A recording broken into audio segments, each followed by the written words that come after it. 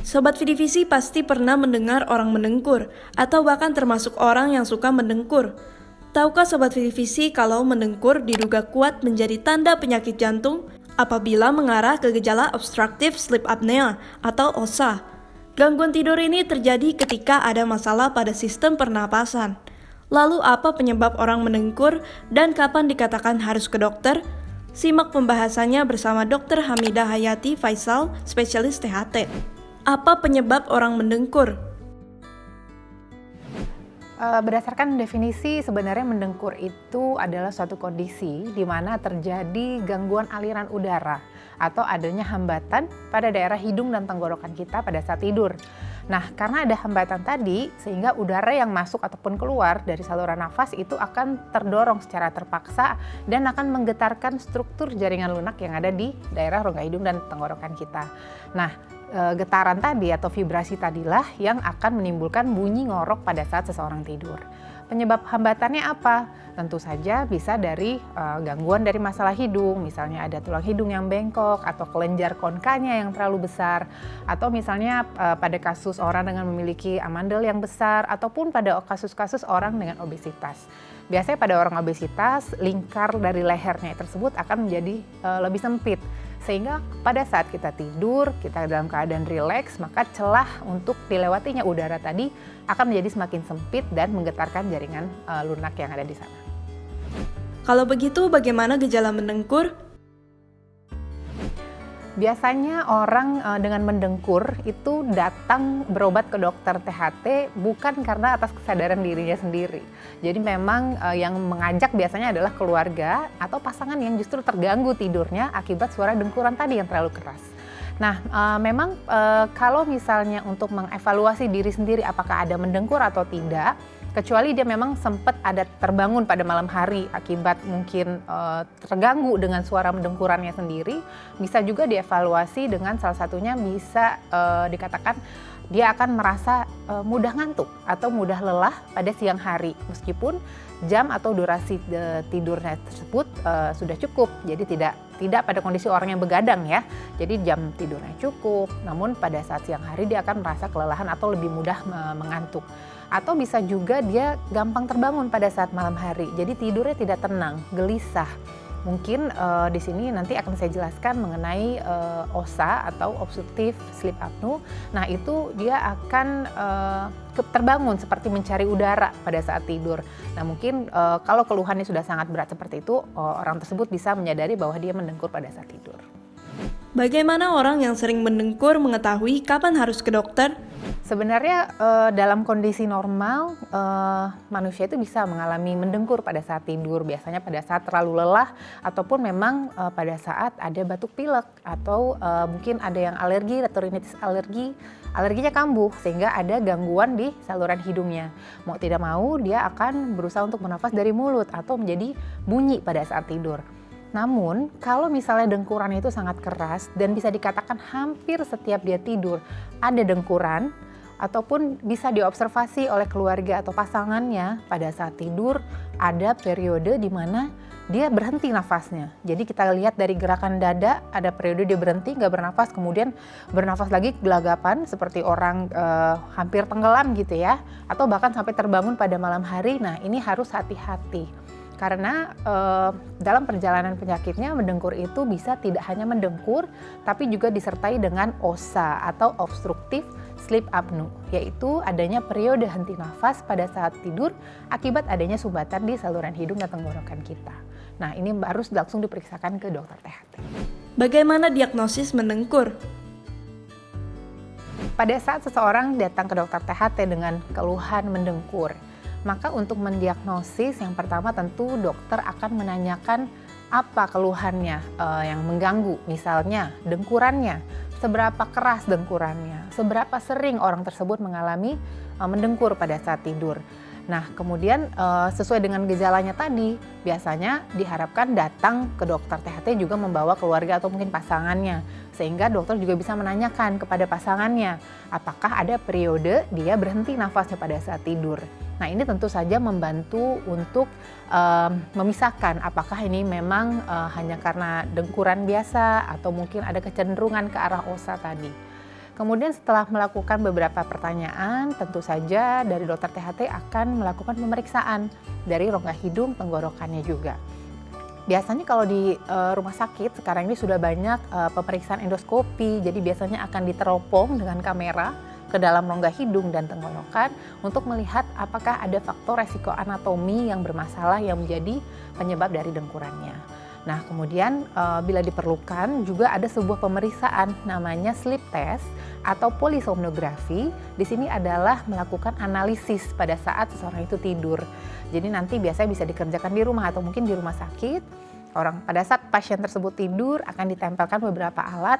Nanti di situ akan terekam bagaimana pola tidurnya, kemudian kadar oksigennya pada saat tidur, berapa kadar oksigennya paling rendah, seberapa keras dengkurannya, apakah posisi saat tidur mengurangi dengkurannya. Nah, itu nanti akan dievaluasi. Nah, dari situ nanti akan dibagi menjadi kategori apakah dia OSA ringan, sedang, ataupun berat. Dan itu akan menentukan untuk penata laksanaan. Nah, selain pemeriksaan sleep test tadi, juga ada pemeriksaan namanya DISE, Drug Induced Sleep Endoscopy. Jadi pemeriksaan endoskopi atau teropong daerah hidung dan tenggorokan tadi, tapi dalam kondisi orang tersebut tidur. Nah, bagaimana dilakukannya pada saat orang tidur? Tentu saja dengan bantuan obat anestesi atau sedasi. Jadi orang tersebut akan dibuat dalam kondisi menyerupai pada saat dia tidur, lalu akan dilakukan pemeriksaan endoskopi tadi. Nah, di situ akan kelihatan lebih jelas mana struktur anatomi yang berpengaruh terhadap dengkurannya dan tentu akan bisa menentukan kalau untuk dilakukan operasi, jenis operasi apa yang dilakukan. Bagaimana pengobatan mendengkur? Ya, bila seseorang sudah terdiagnosis dengan mendengkur ya, tentu yang harus kita pastikan apakah ini murni hanya mendengkur ataupun memang disertai dengan OSA. Nah, biasanya kalau murni hanya mendengkur, kadang-kadang dari hasil sleep test tadi juga bisa dilihat hanya dengan perubahan posisi pada saat tidur itu bisa membantu untuk mengurangi dengkurannya. Jadi misalnya mungkin orangnya biasa cenderung tidur terlentang, mungkin akan dianjurkan untuk tidur dalam posisi miring. Nah, namun kalau misal ternyata juga disertai dengan OSA, tentu saja paling umum biasanya dokter akan menganjurkan dilihat dulu BMI atau body mass index-nya. Apakah orang ini tergolong obesitas atau tidak. Biasanya kalau dengan orang-orang obesitas memang resiko terjadi OSA lebih tinggi. Makanya kita akan menganjurkan untuk menurunkan berat badan dengan diet. Selain itu, dengan kasus-kasus OSA yang sedang dan berat, yang memang jika ditemukan ada kelainan anatomi, misalnya pada hidungnya ada tulang hidung yang bengkok, atau misalnya pembesaran adenoid pada anak-anak, misalnya anak-anak juga bisa terjadi OSA atau mendengkur, atau juga pembesaran amandel. Nah, di sini bisa dilakukan pelaksanaan operasi, jadi mungkin dilakukan septoplasi, jadi tulang hidung yang bengkok tadi diluruskan atau pengangkatan amandel. Biasanya ini akan mengurangi dengkurannya atau mengurangi osanya tadi atau memperbaiki osanya tadi.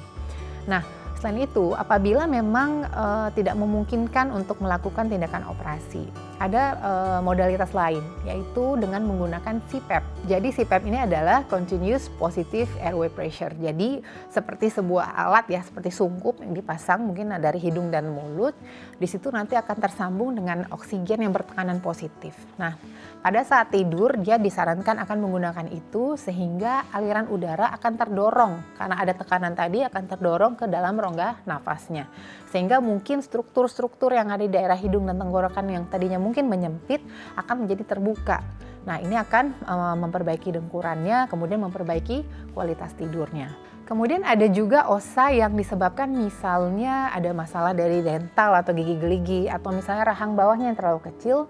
Juga ada beberapa oral appliances atau alat-alat khusus untuk di rongga mulut yang digunakan pada saat tidur. Biasanya ini akan membantu menarik sehingga celah yang sempit tadi juga menjadi lebih lebar. Jadi memang berbagai macam yang dapat dilakukan dalam penanganan OSA dan itu harus ditentukan dulu sesuai dengan derajatnya.